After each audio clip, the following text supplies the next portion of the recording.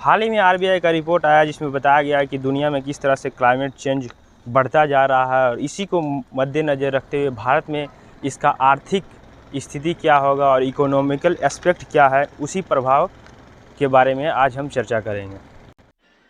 तो आइए दोस्तों जानने की कोशिश करते हैं क्लाइमेट चेंज क्या है। तो उससे पहले हम क्लाइमेट चेंज के बारे में कुछ जानें, हम पहले चर्चा करेंगे क्लाइमेट चेंज पर क्या है।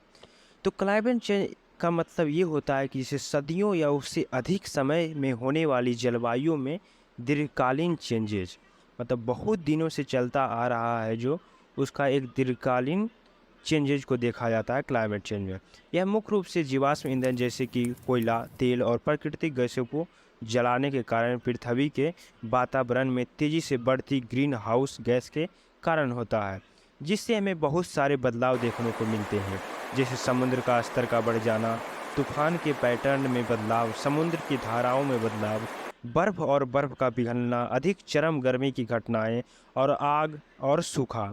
इन प्रभावों को जारी रखने और कुछ मामलों में मानव स्वस्थ बुनियादी ढांचे जैसे जंगलों, कृषि, मीठे पानी की आपूर्ति और बहुत सारे ऐसे एस्पेक्ट को देखा जाता है मोटा मोटी जिस कह सकते हैं क्लाइमेट चेंज और वातावरण में बदलाव।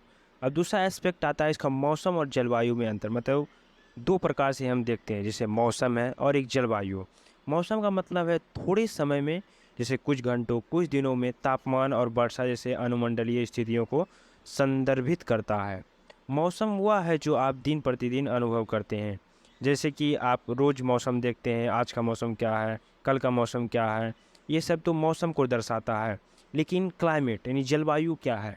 जलवायु का मतलब किसी विशेष स्थान के लिए आमतौर पर कम से कम 30 वर्षों में मौसम का औसत पैटर्न होता है। यानी कि कह सकते हैं कि हम जलवायु का जैसे कोई भी है उसमें देखने के लिए 30 वर्ष का हम कोई प्रीवियस डाटा लेंगे, उसके बाद हम जलवायु का अनुमान लगा सकते हैं कि कहाँ से लेके कितना तक बढ़ा है, कितना तक घटा है।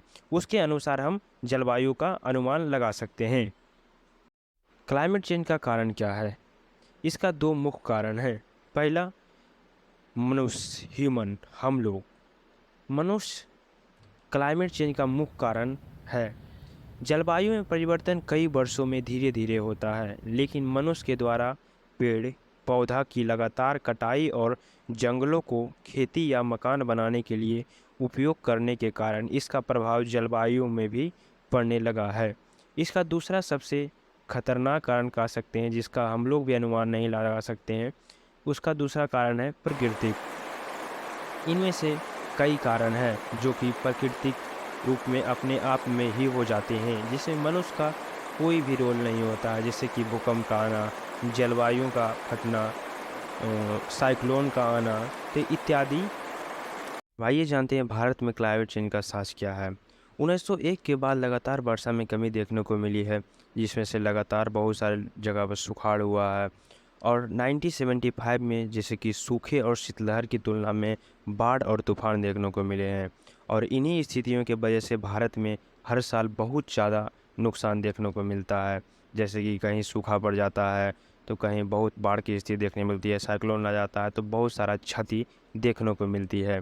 इन्हीं का परिणाम है कि फरवरी 2023 से 1901 के बाद से तमाम फरवरियों में सबसे गर्म महीना था, जो कि अपने आप में यह रिकॉर्ड कायम करता है। क्लाइमेट चेंज से आर्थिक प्रभाव क्या होगा हमारे देश में? इसमें से दो पक्ष हैं दोस्तों, आपूर्ति पक्ष और मांग पक्ष। आपूर्ति पक्ष और मांग पक्ष में से दोनों पक्ष को प्रभाव देखने को मिलेगी। आरबीआई अपने रिपोर्ट में साफ साफ कहा है कि इसमें से कई रिपोर्ट है जो कि आरबीआई पेश करती है। इसमें बताया गया है कि भारत में 600 मिलियन आबादी ऐसी है कि जो कि गंभीर रूप से जल संकट का सामना कर रही है।